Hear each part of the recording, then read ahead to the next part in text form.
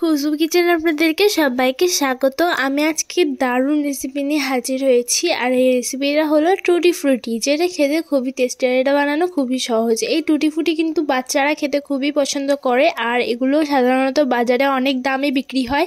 আর আজকে আমি একটা সহজ পদ্ধতি দিয়ে আমি আপনাদেরকে টুটি ফ্রুটি বানানো শিখিয়ে দেবো। আর হ্যাঁ, সাধারণত এই টুটি ফ্রুটিগুলো ফ্রুট কেকেও ব্যবহার করা হয়। তো চলুন এটার জন্য এবার কী কী উপকরণ নিয়েছি সেটাই বলে দিচ্ছি।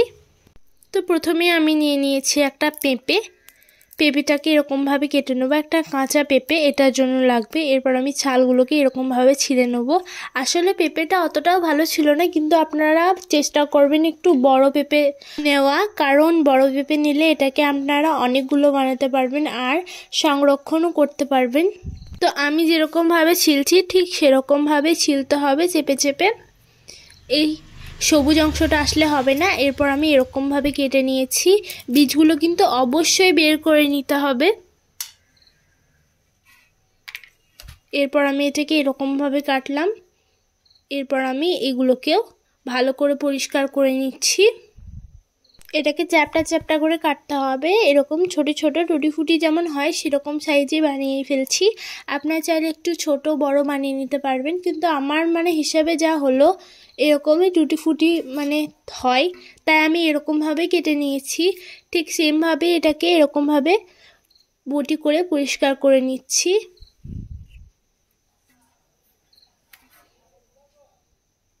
এরপর এটাকে এরকমভাবে কেটে দিচ্ছি।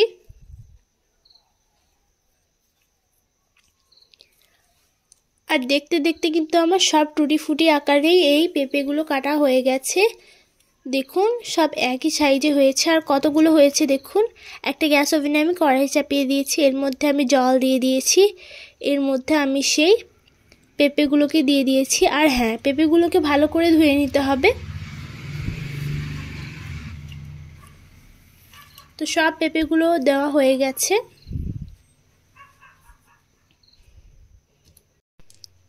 এটাকে কিন্তু হালকা ভাপাতে হবে।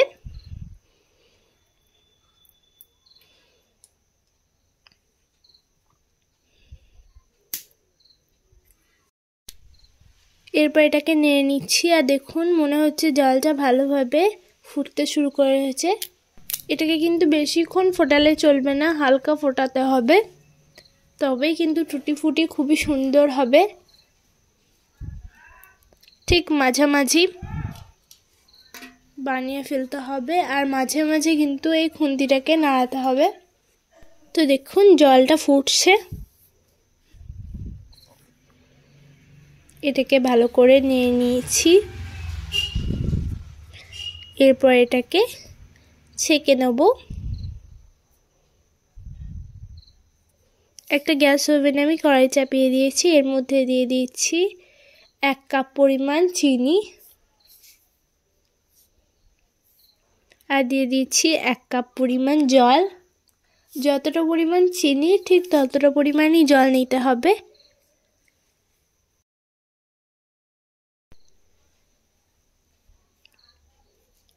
এটাকে নেড়ে নিতে হবে। এটা ভালো করে নেড়ে নিতে হবে যাতে চিনিটা পুরো মেল্ট হয়ে যায়।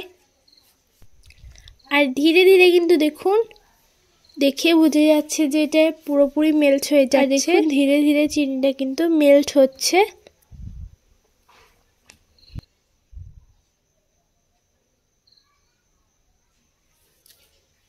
আর দেখুন এই যে এবার পুরোপুরি মেল্ট হয়ে গেছে। এরপর আমি সব পেঁপেগুলো এর মধ্যে দিয়ে দিচ্ছি। এরপর পেঁপেগুলোকে ভালো করে মিক্স করে নিচ্ছি।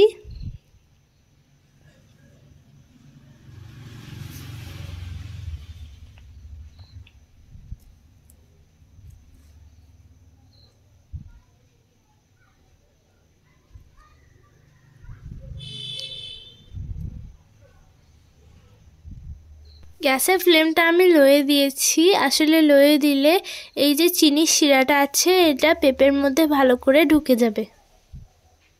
তো দেখুন এবার এটা ফুটতে শুরু করেছে।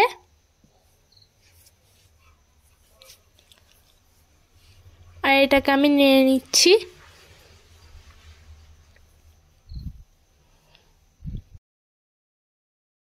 এরপর দেখুন মনে হচ্ছে এটা এবার হয়ে গেছে। এরপর আমি এটাকে ছেঁকে নেব। তো দেখুন আমি ছেঁকে নিয়েছি। এরপর আমি 4টে বাটি নিয়েছি। এই 4টে বাটির মধ্যে আমি সমান সমান সেদ্ধ পেঁপেগুলোকে দিয়ে দেবো।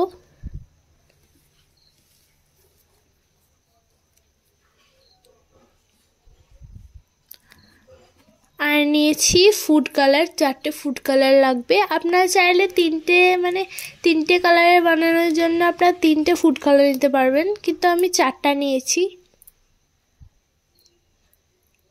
4টা দিলে কিন্তু আরও ভালো লাগবে দেখতে।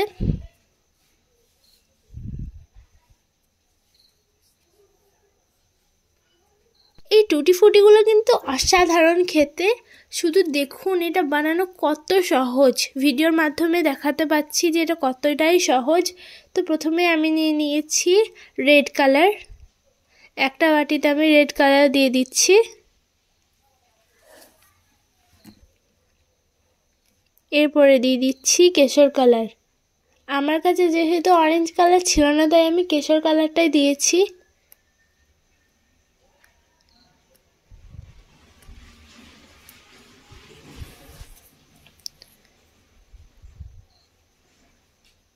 কেশর কালার দেওয়ার পর আমি দিয়ে দিচ্ছি পিঙ্ক কালার।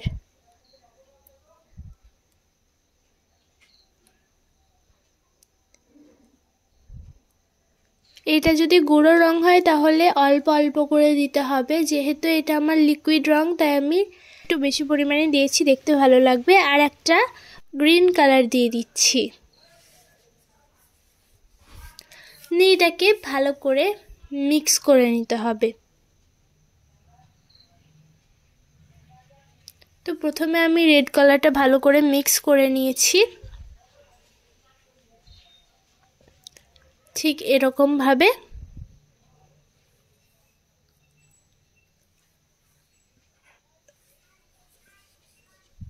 এইটা এবার আমার মিক্স করা হয়ে গেছে। এরপর আমি ইয়েলোটা মিক্স করে নেব। তো দেখুন এরকম করে মিক্স করে নিচ্ছি।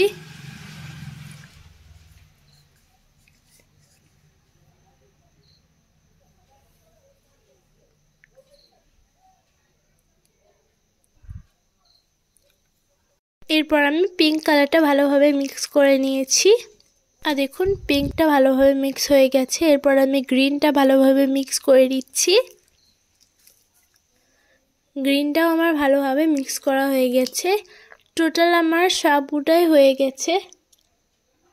তো দেখুন সবগুলোই একসাথে দেখতে কিন্তু দারুণ লাগছে। এরপর আমি এটাকে সারা রাত রেখে দেবো রেস্টে। যদি আপনাদের কাছে টাইম না থাকে তাহলে আপনারা 6 ঘন্টা পরই এটা ইউজ করতে পারেন। আমার কাছে হাতে টাইম ছিল তাই আমি একদিন রেখেছি। আর দেখুন টুটি ফুটিগুলো শুকিয়ে গিয়েছে, একটু হাতে লাগছে না।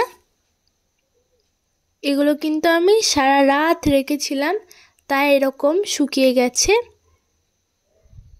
আর দেখুন একদম দোকানের টুটি ফ্রুটির মতনই হয়েছে, দারুণ লাগছে দেখতে। আর এই কালারগুলো একদম শোপ করে নিয়েছে। তো এটা দেখুন রেডটা, আর এটা হলো গ্রিন, এটা হলো পিঙ্ক, আর এটা হলো ইয়েলোটা। আপনাদেরকে কেমন লাগলো আপনারা প্লিজ কমেন্টে জানাবেন। আজকের মতো বিদায় নিচ্ছি। ভালো থাকবেন, সুস্থ থাকবেন, আর পরের ভিডিওটার জন্য অপেক্ষা করবেন।